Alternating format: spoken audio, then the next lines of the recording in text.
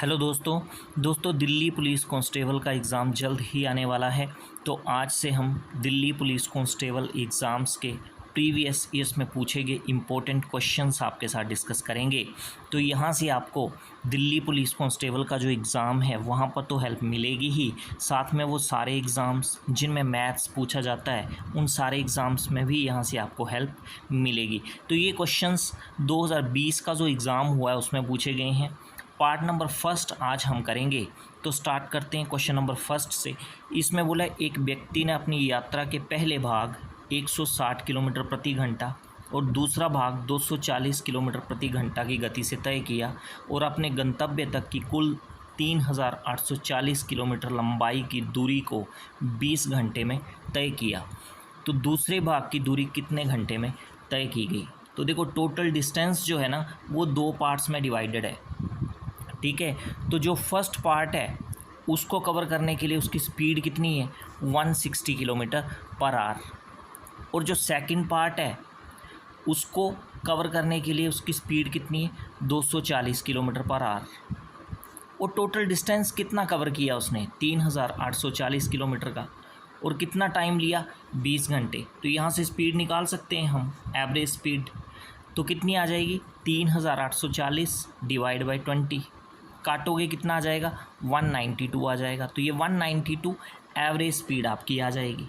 यहाँ से आप एलिगेशन मेथड लगा सकते हो।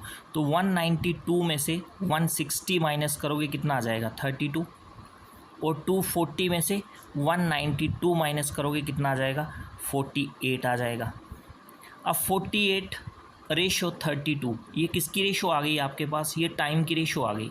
अब देखो 48 और 32 दोनों 16 से कट जाते हैं, 16 3 दा 48 और 16 2 दा 32, ठीक है। तो ये 3:2 किसकी रेशो आ गई, ये टाइम की रेशो आ गई।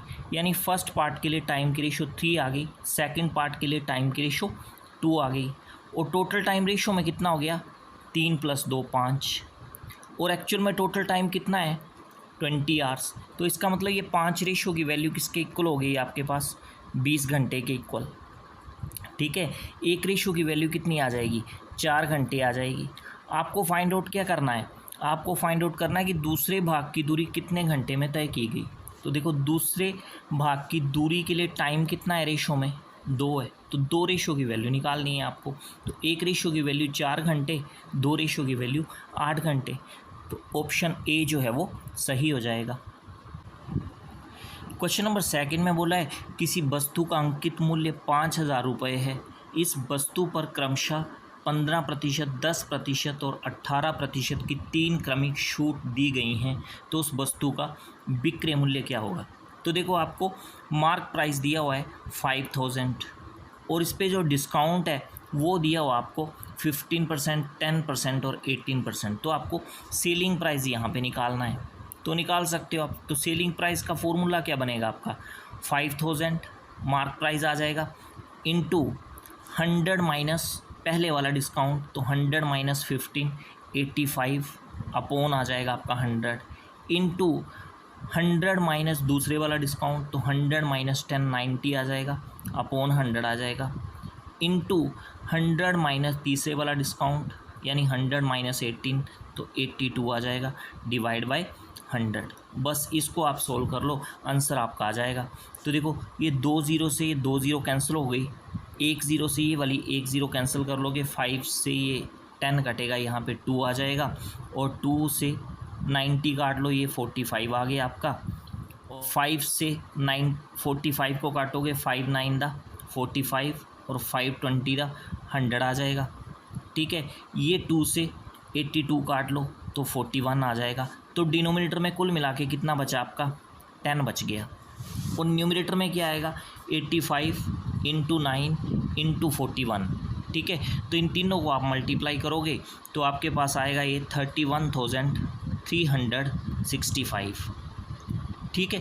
और इसको डेसिमल में आप चेंज कर लो तो कितना आ गया ये 3136.5। तो ये आपका क्या आ जाएगा सेलिंग प्राइस आ जाएगा। तो ऑप्शन ए जो है वो सही हो जाएगा।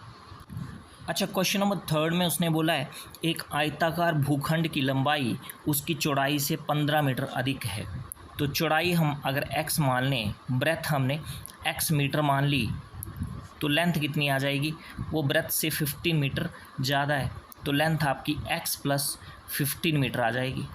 आगे बोला है यदि भूखंड के चारों ओर बाड़ लगाने की लागत 16.5 रुपये प्रति मीटर की दर से 4,950 रुपये है, तो भूखंड की लंबाई मीटर में ज्ञात कीजिए। अब उसने बोला है कि 16.50 रुपये में कितने मीटर तार लग रही है, 1 मीटर तार लग रही है, ऐसा उसने बोला हुआ क्वेश्चन में। और उसने तार लगाने के लिए कितने पैसे खर्च किए हैं, टोटल 4,950 रुपये। तो बताओ 4,950 रुपये में कितने मीटर तार लगी होगी, तो 1/16.50, तो 1/16.50 को मैं 1650 लिख रहा हूँ, और 100 जो है वो न्यूमरेटर में आ जाएगा, इंटू 4950 मीटर, यही आ जाएगा। 10 से 10 आपकी कैंसिल आउट हो जाएगी, 165 से 495 कटेगा, यहाँ 3 आ जाएगा, 100 इंटू 3 300 मीटर, तो 4,950 रुपये में 300 मीटर तार लगी होगी।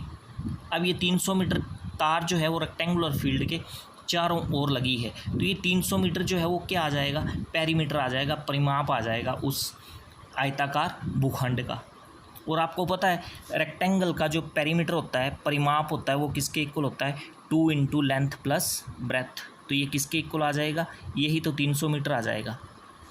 ठीक है, लेंथ आपने x प्लस 15 ली हुई है और ब्रेथ आपने x ली हुई है, और ये इक्वल हो जाएगा आपका 300 मीटर के। अब ये 2 जो है दूसरी तरफ 300 के साथ डिवाइड हो जाएगा, तो दूसरी तरफ आ जाएगा आपका 150, और लेफ़्ट साइड में कितना आ जाएगा, x और x कितना हो जाएगा, 2x प्लस 15। अगले स्टेप में ये 15 भी दूसरी तरफ चला जाएगा, तो 150 माइनस 15 कितना हो जाएगा, ये 135। तो x की वैल्यू आपको निकालनी है, कितनी आ जाएगी, 135/2, तो काटोगे 67.5 मीटर आ जाएगी आपके पास x की वैल्यू। x मानना क्या था आपने, x आपने आयताकार भूखंड की चौड़ाई माननी हुई थी, पर आपको निकालनी क्या है, आपको लंबाई निकालनी है। तो जब आपके पास चौड़ाई आ गई तो उसमें आप 15 जो है वो ऐड कर लो, तो वो लंबाई आ जाएगी। तो 67.5 में आप 15 ऐड करोगे तो कितना आ जाएगा, 82.5। ऑप्शन सी सही हो जाएगा। क्वेश्चन नंबर 4 में बोला है एक मोटरसाइकिल की पेट्रोल से पूरी भरी टंकी 30 दिनों के लिए पर्याप्त है। यदि कोई सवार प्रतिदिन 20% ज़्यादा पेट्रोल की खपत करता है तो पेट्रोल से पूरी भरी टंकी कितने दिनों के लिए पर्याप्त होगी। अब देखो जो खपत है ना, कंजप्शन जो है वो 20% ज़्यादा कर रहा है, तो 20% का मतलब क्या हो गया, 20/100 काटोगे कितना आ जाएगा, 1/5 आ जाएगा। तो डिनोमिनेटर में ये जो 5 है ये क्या आपका ओल्ड कंजप्शन, उसको मैं OC लिख रहा हूँ, तो ओल्ड कंजप्शन की रेशो आपकी कितनी आ जाएगी, 5 आ जाएगी। और जो न्यू कंजप्शन है उसकी रेशो क्या आ जाएगी, 5 + 1, 6 जो है वो नए कंजप्शन की रेशो आ जाएगी। अब आगे देखो, एक साइड मैंने लिख लिए डेज़ और दूसरी तरफ लिख लिए मैंने कंजप्शन। तो डेज़ जब लग रहे हैं 30, तो कंजप्शन कितनी हो रही है, कंजप्शन 5 हो रही है, ये रेशो में बात हो रही है।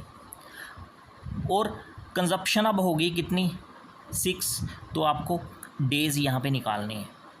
तो देखो अगर कंजप्शन बढ़ेगी तो डेज़ कम होंगे, तो यहाँ पे इनडायरेक्ट प्रोपोर्शन आपका काम करेगा। तो इनडायरेक्ट प्रोपोर्शन में क्या होगा, ये 30 × 5 ये इक्वल हो जाएगा किसके, x × 6 के।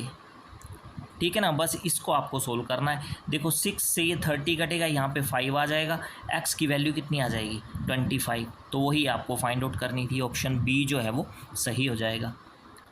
क्वेश्चन नंबर 5 में देखो बोला है 2 व्यक्ति हैं, हर एक को 43,892 की धनराशि दी गई। कितने साल के लिए दी गई, 3 वर्ष के लिए दी गई। रेट ऑफ इंटरेस्ट क्या था, 30% था। अब एक को सिंपल इंटरेस्ट पर दी गई और दूसरे को कंपाउंड इंटरेस्ट पर दी गई। तो आपको बताना है कि 3 साल के बाद कंपाउंड इंटरेस्ट के कंपैरिजन में सिंपल इंटरेस्ट कितने प्रतिशत कम था। ठीक है, तो कंपाउंड इंटरेस्ट की सबसे पहले हम बात करते हैं। रेट ऑफ इंटरेस्ट क्या है, 30%। 30% का मतलब 30/100 काटोगे 3/10 आ जाएगा। तो प्रिंसिपल की रेशो आपके पास 10 बन जाएगी और अमाउंट की रेशो 10 + 3 13 आ जाएगी 1 साल के बाद। और यहाँ पे 3 साल के लिए बात की है तो 10 की पावर 3 हो जाएगा तो वो 1000 बन जाएगा और 13 की पावर 3 वो बन जाएगा 2197। तो 3 साल के बाद अमाउंट की रेशो 2197 बन जाएगी। तो यहाँ से कंपाउंड इंटरेस्ट की रेशो आपके पास आ जाएगी। तो क्या होगा 2197 माइनस 1000, तो ये आएगा 1197। तो ये कंपाउंड इंटरेस्ट आ जाएगा 3 साल के बाद रेशो में। अब बात करते हैं सिंपल इंटरेस्ट की। तो रेट ऑफ इंटरेस्ट तो 30% ही है, तो प्रिंसिपल की रेशो आपकी 10 ही रहने वाली है और अमाउंट की रेशो 13 ही रहेगी 1 साल के बाद। ठीक है, देखो यहाँ पे प्रिंसिपल की जो रेशो है वो 1000 है और यहाँ पे कितनी है, यहाँ पे 10 है। तो प्रिंसिपल की रेशो आपको सेम करनी है, तो यहाँ पे आपको 100 से मल्टीप्लाई करना पड़ेगा 10 को भी और 13 को भी। तो प्रिंसिपल की रेशो बन जाएगी आपकी 1000 और अमाउंट की रेशो बन जाएगी 1300। ये 1 साल के बाद की बात होगी। ठीक है, अब देखो यहाँ पे सिंपल इंटरेस्ट क्या आ जाएगा आपके 1 साल के बाद। तो सिंपल इंटरेस्ट बनेगा 1300 माइनस 1000, तो 300 आ जाएगा आपका सिंपल इंटरेस्ट 1 साल के बाद। और 3 साल के बाद कितना होगा 300 × 3, तो 900 आपका सिंपल इंटरेस्ट आ जाएगा रेशो में 3 साल के बाद। तो देखो आप सिंपल इंटरेस्ट कंपाउंड इंटरेस्ट के कंपैरिजन में कितना कम है, तो 297 कम है रेशो में। आपको परसेंटेज में निकालना है ये कितना कम है, तो 297 अपॉन कंपैरिजन किससे कर रहे हो, देखो क्वेश्चन में बोला है चक्रवृद्धि ब्याज की तुलना में, तो कंपैरिजन किससे हो रहा है चक्रवृद्धि ब्याज से। तो डिनोमिनेटर में कितना आ जाएगा 1197 आ जाएगा और परसेंटेज में निकाल रहे हो इसलिए मल्टीप्लाई 100 आ जाएगा। देखो 297 और 1197 ये 3 से कट जाएंगे, तो 3 9 दा 27, 2 बचा फिर 27, 3 9 दा 27 और ये भी 3 से कटेगा, 3 3 दा 9, 2 बचा 29 बना, 3 9 दा 27, फिर 2 बचा 27 बना, 3 9 दा 27, ये फिर से 3 से कट जाएंगे, 33 आ जाएगा आपका और यहाँ पे कितना आ जाएगा 133। तो न्यूमरेटर कुल मिला के कितना आ गया आपका 3300, डिनोमिनेटर आ जाएगा आपका 133 और ये परसेंटेज में आएगा। अब इनको जब आप काटोगे ना तो ये आपके पास आएगा 24.80%। तो इसका मतलब कंपाउंड इंटरेस्ट के कंपैरिजन में सिंपल इंटरेस्ट कितना कम था 24.8%। ऑप्शन ए जो है वो सही हो जाएगा। तो ये थे आज के लिए क्वेश्चंस। आई होप ये वीडियो आपको बेनिफिशियल लगा होगा। तो ऐसे ही इंपॉर्टेंट क्वेश्चंस हम आगे भी आपके साथ डिस्कस करते रहेंगे। वीडियो को लाइक और शेयर आप ज़रूर करें और चैनल पर अगर आप नए हो तो चैनल को सब्सक्राइब भी कर लें। तो आज के लिए फ़िलहाल इतना ही। Thanks for watching it.